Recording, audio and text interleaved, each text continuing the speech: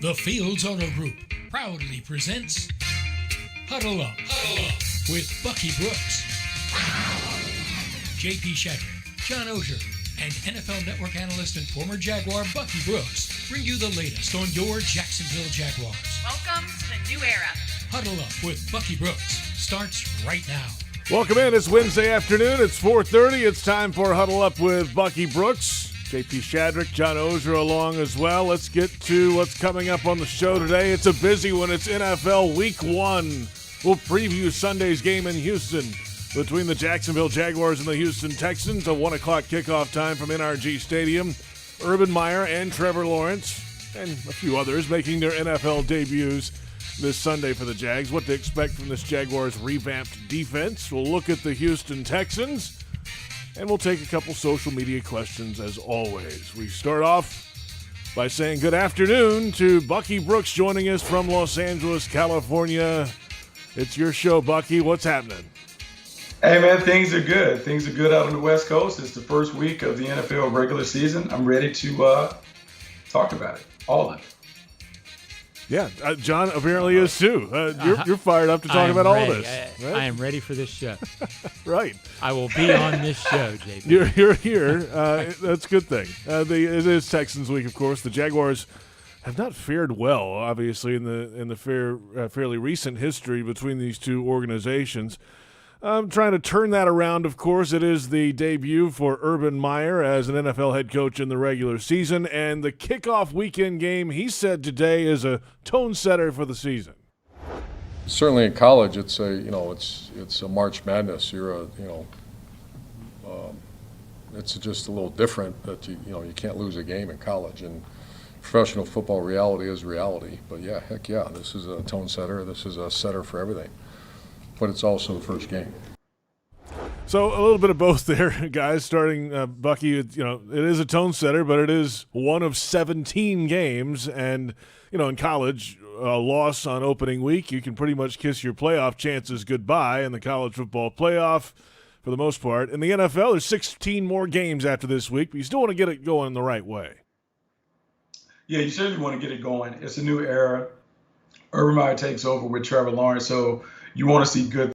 So that is different. All of a sudden, he made the comment on Monday about playing a team of equal, sort of firepower. As far as must win, I always laugh when people call week 1 a must win.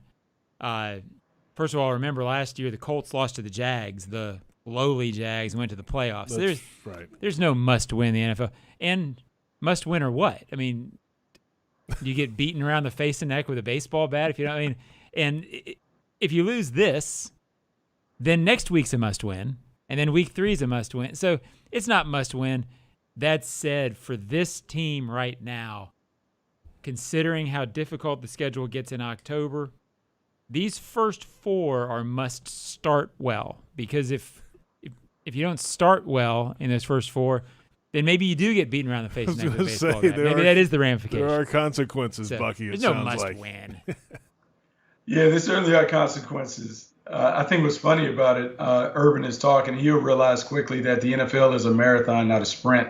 And most good teams only focus on going 3-1 each quarter, because that'll put you at 12-4. Normally, that puts you in the conversation for home field in the playoffs and those things. I don't know how he will break it out, the formula that he'll present to the team.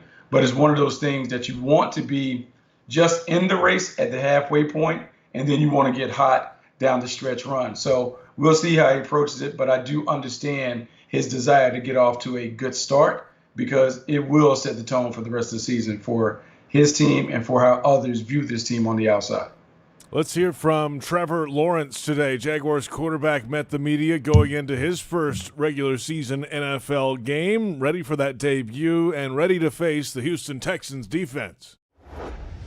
This necessarily trick you. They don't have a bunch of crazy looks and all these different coverages. They keep it pretty simple, but the tough thing about that is when you keep something simple, everyone's exactly where they're supposed to be, so it makes those windows tighter.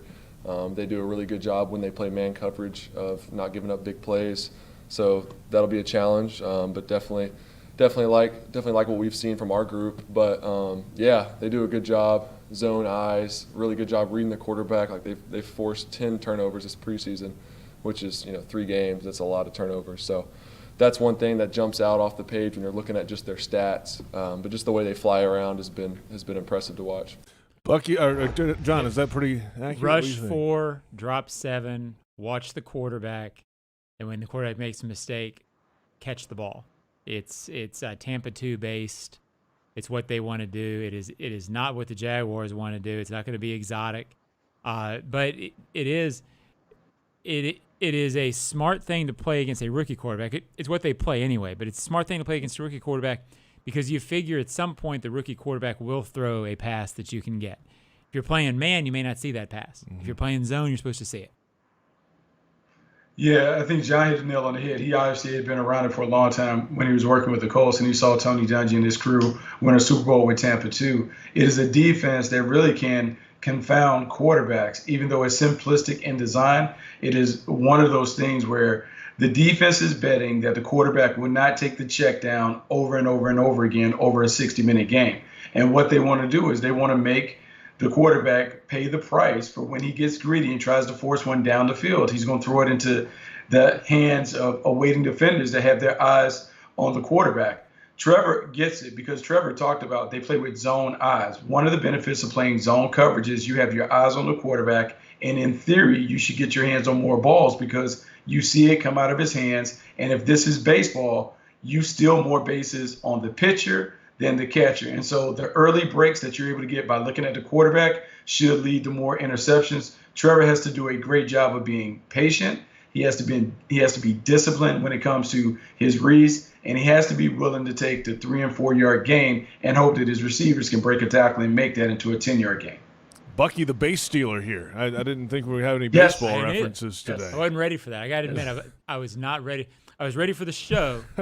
I was not ready for that. Oh, you didn't know you were hosting with your own version of Ricky Henderson? Yeah, Yes. I was going to say. Yes, Bucky knows baseball too. Did you have his wheels, Buck? Could you run like No, Ricky? but I have double batting gloves in my back pockets. Love that. The other big news today, of course, the Jaguars announced their captains. 7 players named captains for the Jaguars here in the 2021 season. 3 on offense, Marvin Jones Jr., Trevor Lawrence, and Brandon Linder. And on defense, Josh Allen, Shaquille Griffin, Miles Jack, and Rayshon Jenkins. Lawrence, the lone rookie of the group. Brandon Linder has now the full gold patch on his uniform after now 5 straight years as a captain. And there you go, Bucky. So captains are named, and that's important to Urban Meyer to have a lot of them. Why would that be, Bucky? Well, I think if you go all the way back to when Urban was at Ohio State, he always talked about like the strong 9, like 9 squad leaders. He had people that were in charge of those groups, and they would do it. It was broken out by positions. But when you think about that, he believes that the team should be player-led. And so with 7 captains, you have enough players that can be in charge of the performance of the team. You break the team down into small categories, and those guys can be in charge of each little unit. I think what's interesting is, having been around the team and watched them in the preseason, the guys that were voted on as captains, it's not a surprise. When you're around the team, Marvin Jones had leadership ability. Brandon Linder obviously has a big-time leader. Josh Allen and Miles Jack are established leaders. But Rayshon Jenkins and Shaq Griffin, we heard about them, and when you were there, we heard them talk and all the leadership that they conveyed. I think it matches up with the way this team has evolved. The leaders are guys that you saw take on leadership responsibility throughout training camp in the preseason. Well, it makes sense that he would want a lot of leaders because he's a player's coach. He believes it's a player's team. I kind of get the idea that he really didn't care about the number. When it shook out in voting, if 4 guys had stood out from the pack as being clear and only a few other guys got votes, I think he'd been fine with 4. I think he wanted to make sure the captains reflected the mood of the locker room. I think significant is a couple of things. Trevor being named captain, I think, is significant because, he's Trevor, he's a quarterback. 3, outside of Trevor, 3 returning players, Linder, Allen, and Miles Jack. 3 new players, Jones, Jenkins, and Shaq Griffin. Significant that 3 players that you went out and got in free agency in a 6-7 month period, 8-month period, have emerged as where it's a new team. So clearly the players in the locker room weren't thinking about last year. They looked at it and said, these 6 guys make the most sense. They targeted those guys. I would guess targeted Marvin Jones. I'm sure Bevel told Meyer, this guy's a leader. I'm sure the players who were signed as free agents, they had heard that these guys were about this. Good for Meyer to have it come to fruition in a 6-7 month period. So the captains have been named. We've got plenty ahead on Huddle Up with Bucky Brooks, including a look at the Houston Texans. We'll answer your social media questions a little bit later as well. Huddle Up with Bucky Brooks is brought to you by Fields Cadillac of Jacksonville and Fields Cadillac St. Augustine, members of the Fields Auto Group. We're off and running. It's Huddle Up with Bucky Brooks on the Jaguars Digital Network.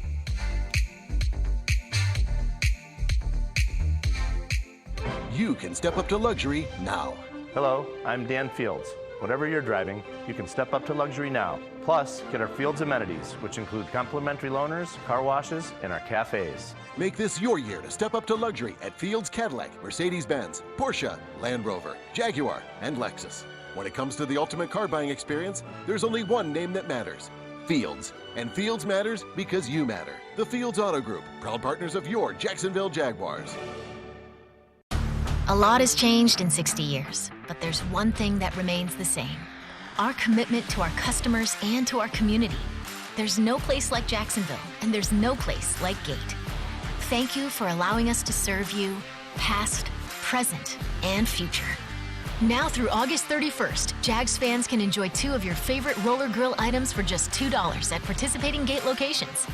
Get them while they're hot. Gate, serving up more.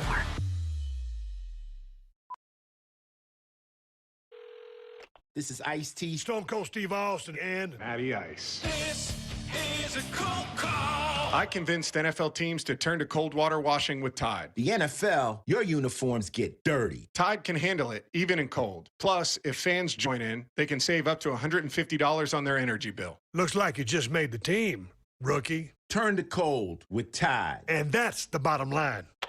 It's got to be Tide. Energy savings based on average when switching from hot to cold and non-HE machines.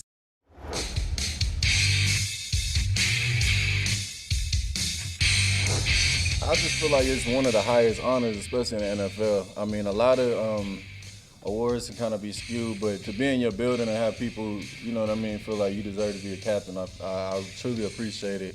And especially with the new faces and new, you know what I mean, there's so many new guys. It's a brand new team. So I guess to just kind of have that kind of respect and, you know, people think that highly of you, it means a lot. So. There's Captain Jack, and welcome back. It's Huddle Up with Bucky Brooks. JP Shadrick, John Oehser along as well, as we are every Wednesday afternoon, 4:30 on Jaguars.com and Jaguars social media. The Jaguars face the Houston Texans this week. And David Culley announced that Deshaun Watson will not play this week, Bucky. Breaking news, Deshaun is out. He's not going to play. Rework that tip sheet, Buck. I guess I should fake being shocked about it, but it is one of the more it's a weird situation. Obviously, with all the things that are clouding the situation, the Houston Texans are going with Tyrod Taylor as their starter. Tyrod Taylor has played a lot of games in the National Football League. He's played winning football when given the opportunity. And so this will be a different version of the Texans that we haven't necessarily seen in the AFC South. And so I'm just curious to see what this offense looks like, because when I look at them, they really don't have any notable names like star players. You have Brandon Cooks on the outside, who's been a very good player. You have Mark Ingram and Phillip Lindsay, who have been Pro Bowl caliber players. But you don't see a lot of what I call star power. And so if you're the Jacksonville Jaguars, you're thinking about matchups and who you need to be worried about. This is a game where you kind of just need to be solid in what you do, because the players that they have, they don't necessarily have 5-star players on the outside that will require you to have a lot of added and extra attention to devote to those guys. JP, you and I have been doing this for a while, probably longer than you want to with me. But no comment. Can you remember a game where past history, even recent history, matters less than this matchup? Meaning, Jaguars are 0-6 against the Texans the last 3 years. Yep. But the Jaguars couldn't be a more different team on paper, on field, than they've been the last 6 years. Because they look like they don't have anything on film yet of this team, Right. especially on defense yet. Same deal with the Texans. Yeah. You know, this morning on Jaguars Drive Time, we showed a bunch of highlights of Deshaun Watson running around, and we talked about his ability. Well, who cares? Yeah, he's not. He's not. I mean, out there. You know, so it couldn't be. The last 6 games against these teams couldn't matter less. And I don't know what to think of this matchup. It's truly one where both teams don't have any film. Week 1's really weird. You have no idea what it's going to look like. I know the Jaguars are going to blitz. I know both teams want to run and stop the run. I think that will be a key. I think the Jaguars win, but I don't know how to predict the matchups. Yeah. I think ideally for the Jaguars, they will want James Robinson to run for about 120 yards, run a lot, dominate. I think they would love to have Trevor Lawrence thrown for about 230. With one of those, with 50 of those yards being a big play that comes off play action because you set up the run all day, or you establish the run all day. That's the Jaguars' ideal. Guess what? That's the Texans' ideal too. That's right. They both want to play the same game. That's why they play the games, JP. That's right. I don't know what's going to happen. Let's take a look at the Texans' running back experience in that room there. And Bucky, you mentioned a couple of the names. Oh, they got Rex Burkhead, too. He's in his 9th season. Mark Ingram in his 11th season in the NFL, 62 career touchdowns. David Johnson in his career has been a threat in the passing game out of the backfield. 7th year for him. Lindsey in his 4th, and Scotty Phillips doesn't get a lot of playing time there. I think Arian Foster may be suiting up. One more veteran running back. I mean, this is a phenomenally, I'll say experienced instead of old. But to have 27 years of experience in the running back core in your first 3 guys, in the top 3 on the depth chart, Bucky. Yeah, I mean, you just don't see an old backfield like this. It's one thing to have one old guy. It's another thing to have 4 or 5 guys that have played more than 5 years in the league. Like, you just don't see that. It's a position that typically skews young. Typically, you're trying to get guys out of the running back room after they played 4 or 5 years because of the wear and tear and mileage and all those things that come along with being a premier running back. But here are the Houston Texans maybe doing something that Nick Casario knows from his time in New England. They kind of bring in a ton of veteran backs, and they kind of use them on a week-to-week basis as needed. It will be interesting to see who is the bell cow, who is the lead back, who is the guy that runs onto the field when they announce the Houston Texans. I have no idea because each of these guys have started at times, but the overwhelming majority of these guys are a little past their prime when it comes to being bell cow runners. Let's move along to the Texans defense, and wow, how this group has changed over the last few years. J.J. Watt's no longer wearing a bull head on the side of his helmet. He's got a cardinal head now over in Arizona. That's the big notable change, obviously. Whitney Merciless still around, of course, on the defensive line. They've moved officially to a 4-3 in the depth chart. So he is now listed as a defensive lineman, not an outside linebacker anymore, now in his 10th year, a first-round pick back in 2012, and has had some success against this Jaguars team, as many Texans have over that time frame. 15 games of action against the Jags, and he has 12 sacks in 11 starts. And then you go to the linebacker room, and Zach Cunningham led the league in tackles a year ago. 163 tackles last season, now in his 5th year. In the back end, they've got some guys who've been around for a minute, Bucky, but what do you make overall of this Texans defense now with all the changes over the last few years? More of a workman-like defense. This team and the way this roster is constructed is more of a workman-like team. It's one. That shocked me. Look, this is a team that is at the start of a rebuild. They are doing it in a way sort of similar to how the Jaguars tried to do it. I'm going to say 13, David Caldwell's first year. They brought in a lot of veterans. They believe that they can establish a core with that, have some guys to maintain them, and then start drafting young guys when they've got a lot of draft picks coming up in 2022. It's an approach that didn't work here very well. But it's an approach that they want to try. The good thing for the Texans is, although they don't have name players, they have experienced players. They have guys who have proven they can play in the league if they are healthy. They signed a lot of guys who are coming off injuries. they're not a front line defense. They're not a defense that's going to wow you with their name power. Merciless can rush the passer. Zach Cunningham is a reliable player who can make a lot of plays, but at the same time, they are also still trying to get rid of guys. They traded Bradley Roby.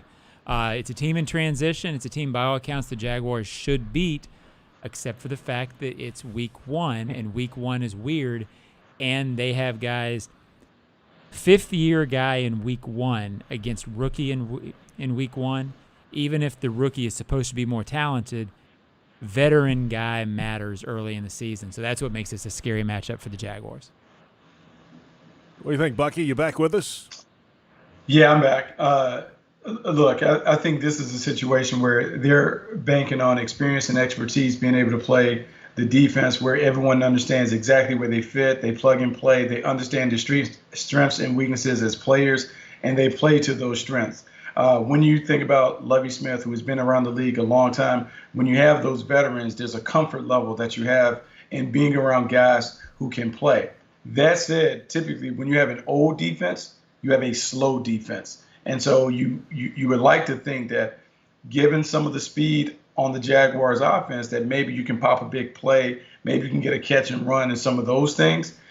This cat and mouse game between the Jaguars offense and the Texans defense should be a good one, because you're talking about youth and inexperience against experience and expertise on the other side.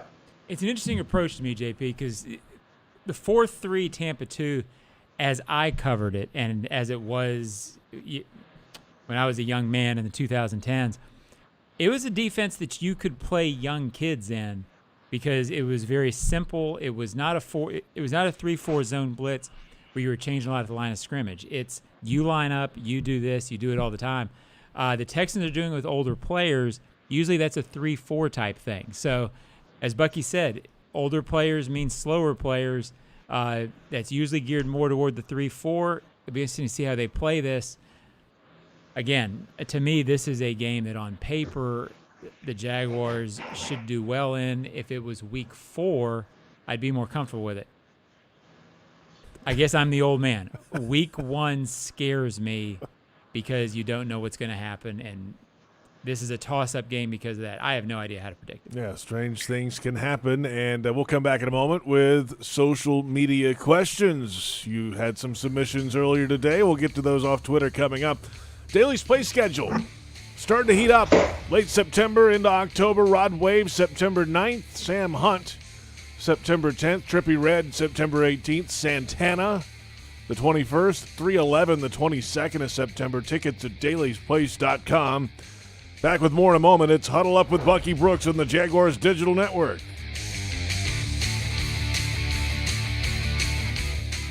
You can step up to luxury now.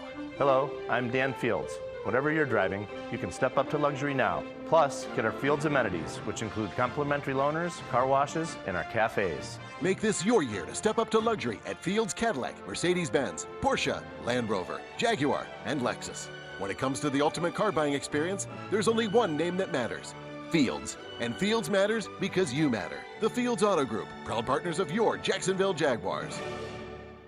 So, it's happy hour. Let's talk whiskey options. Have you tried Citrus Distillers? Have you tried Citrus Distillers Limited Edition 2021 Barrel-Aged Jaguar Whiskey? Did you know it's only available for a limited time and manufactured in Jacksonville? Yes, Jacksonville. I said local whiskey. Try it on the rocks or in a Jack's Whiskey Sour. Citrus Distillers Jaguars Whiskey is available at local liquor stores, restaurants, and the Jaguar Stadium. Drink local, Jacksonville. Find recipes and events at jaguarswhiskey.com. A lot has changed in 60 years, but there's one thing that remains the same: our commitment to our customers and to our community. There's no place like Jacksonville, and there's no place like Gate. Thank you for allowing us to serve you, past, present, and future. Now through August 31st, Jags fans can enjoy 2 of your favorite roller grill items for just $2 at participating Gate locations. Get them while they're hot. Gate, serving up more.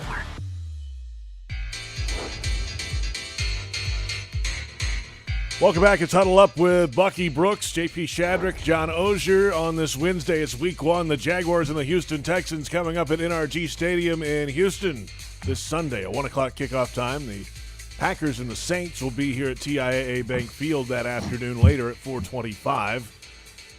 Bucky, as you and I answer phone calls after the game, Jameis Winston and Aaron Rodgers will be tossing the pigskin around about 100 feet behind me here. That'll be an interesting scene here on Sunday, and tickets are available, by the way, Ticketmaster.com, or call 904-633-2000 for tickets to the Packers-Saints game on Sunday here at the bank.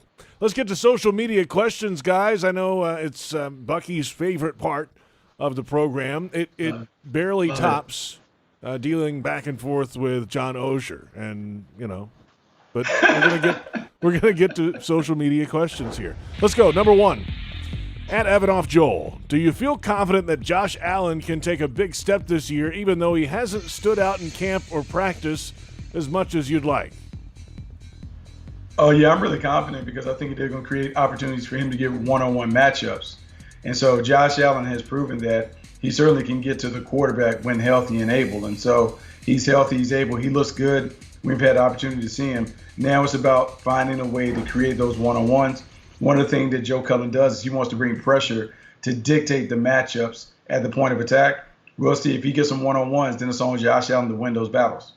Yeah, I'm not picking on Evanoff Joel or whoever the question is. All right. But I watch practice. Josh Allen's fine in practice. I don't know how an edge rusher stands out in NFL practice and training camp these days unless you win every pass rushing drill because they're not really rushing the passer in team. That's not really, he was fine in practice.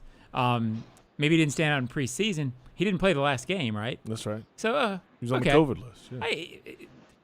I think Josh Allen's going to be fine. I didn't think he had, and again, Evanoff Joel, this is not a knock on you. I don't know. You're yeah. Okay, it is a knock on Evanoff Joel. It might be. Okay, it is. Don't hold back. Oh. But I've gotten many questions about Josh Allen in that same vein in the ozone, and I frankly don't get it. He had a tough year last year because of the injury. Everybody had a tough year in the Jaguars last year. I think Josh Allen will be fine. Maybe by week 3 I'll be proven wrong, and Evanoff Joel can rewrite me. Okay, wow. Salty. Let's see. That is indeed. It's been that kind of day for Let's move to the next social media question. At the _JagsFan615, will we see anyone in the role that was going to be ETN's? My prediction is more of a 3 wide with 1 back and 1 tight end look. Laviska Shenault, using his Twitter handle at Visca2Live, will be the ultimate weapon. #Duval.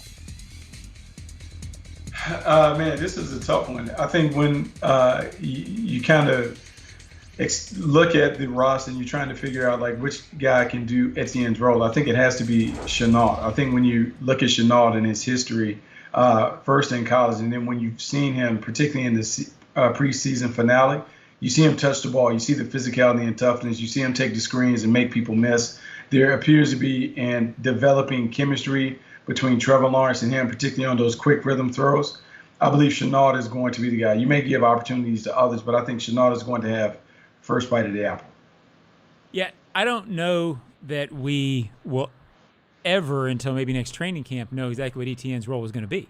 Yeah, they didn't because show we a lot saw of it. Yeah. What, maybe a few plays in the preseason. Mm-hmm. That said, nice for the questioner. I was going to say. I do understand the question, though, because we talk so much about this role. I don't think that Visca's, the way he plays it, will look like how it would have looked with ETN. Because it was all based on quickness and speed and breakaway. That's not what Laviska is. I do think, as you know, JP, we've talked about this a lot, I think he'll be very good in it, in the role they ask him to play. I think he will have some elements of it. I think there will be times where he runs it out of the backfield as sort of I would say gadget, but as a wrinkle. Mm-hmm.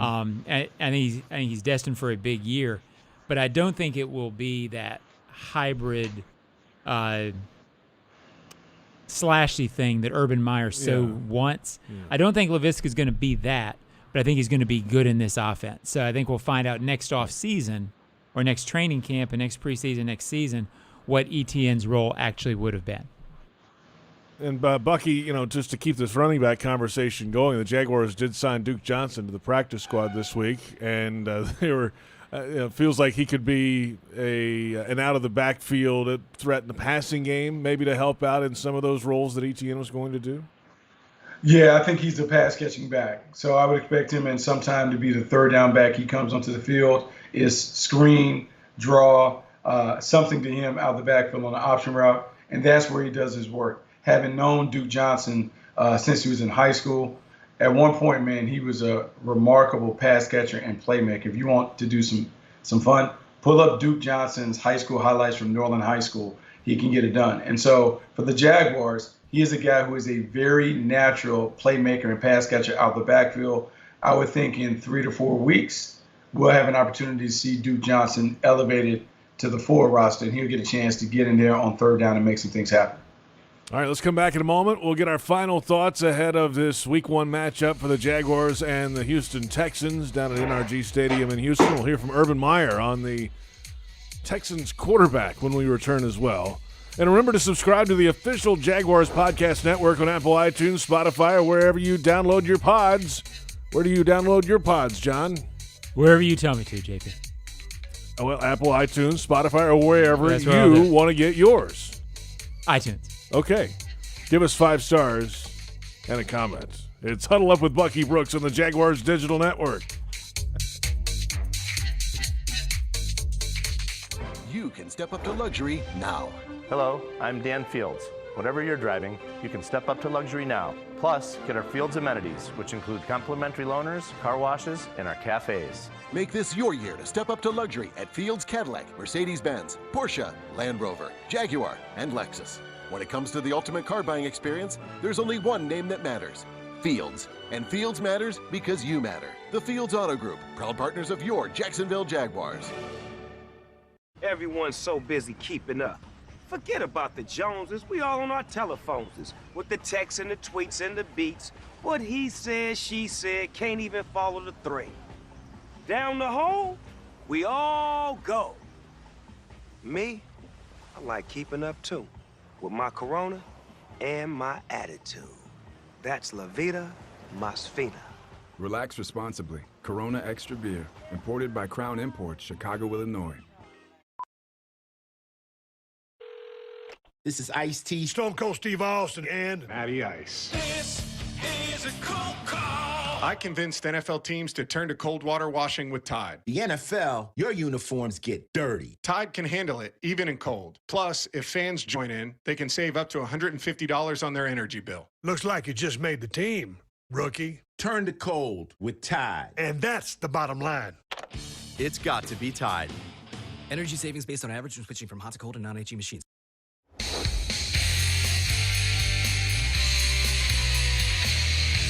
Welcome back. It's Huddle Up with Bucky Brooks. Final few moments. JP Shadrick, John Oehser, and NFL Network analyst Bucky Brooks. Every Wednesday, 4:30. As we get ready for the Jaguars and the Texans, the injury report has come out for Week 1, the first day. 2 players listed for the Jaguars. Trey Herndon did not practice with his knee issue. Tyson Campbell, rookie corner, is on there with a calf injury, limited today.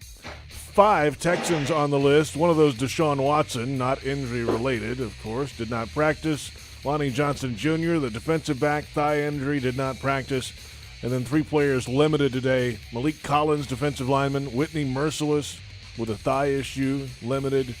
And Kevin Pierre-Louis, limited linebacker with a thigh issue. There you have it. I have a question for the road, for the scout before we head out. Okay, John, right? go for it. I know it's his show, so I'm going to ask him a question. Week 1, Bucky. I've bing talking all show all week about how weird it is. Give me a case when you were playing, if you can remember that far back, that wow. Somebody take off the leather helmet and think better. Yeah, that you just got fooled, or that wow, we weren't expecting that. Is that real? Do you see stuff Week 1 that you've just never seen, or is that a wives' tale?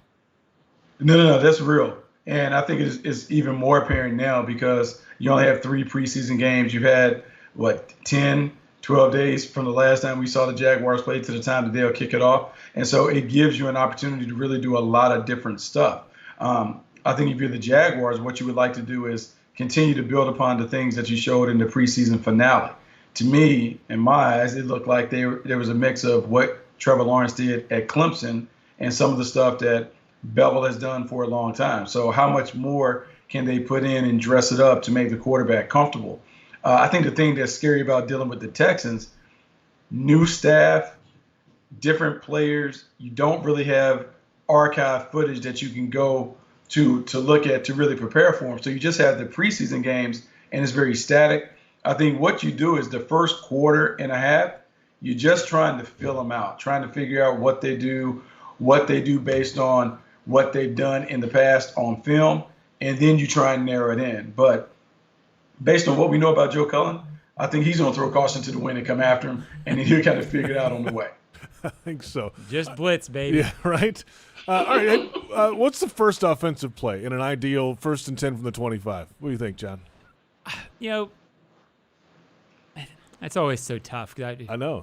Hail Mary. But I think they will run because they've talked about it so much. And that, but that's obviously a guess. But I think it'll be run heavy early.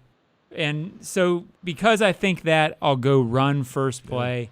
Yeah. And a lot of Jaguars fans are like, hey, you throw Trevor Lawrence. But I'll go with run James Robinson over Norwell and Cam Robinson. Yeah, run to the left. With Manhurts on that side. They're highly paid over there on the left side, Buck. Super conservative play call over there, John Oehser. Let's go dive right. Let's do that. I'm thinking right now, because of the emphasis, the easiest way to get a quarterback going, I think you're going to see a movement pass. Bootleg, naked, a lot of the same things that we saw the finale and even in New Orleans. Trevor Lawrence going one way, coming out the back door, trying to find somebody in the flat or across at about 10 to 12 yards so he can dial up his first completion. I like Bucky's answer better. Okay, we'll see what happens on Sunday, and we're looking forward to it. Bucky, what do you have the rest of the week? Hey, man, just gearing up, man, getting ready. Just make sure I'm all Duval ready for Sunday. Hopefully, I'm 1-0 in season openers with the Jaguars, so I'm hoping that we can come back and do it again, and so we can be 2-0, but we don't have the 15 losses or 16 losses that take place after that. So let's see if we can have a better start. Let's go ahead and end that losing skid week 1. That'd be nice. John, we'll look forward to your writing the rest of the week. Fantastic. And I'll be watching this again because I want to hear what Bucky has to say again. Okay. So, we'll rewind. We'll rewind it. You can check it out on the Jaguars official podcast network coming up in just a little bit as well. For Bucky Brooks, John Oehser, Joe Fortunato, Brent Reber, our entire crew, I'm JP Shadrick. We'll catch you next time. It's Huddle Up with Bucky Brooks.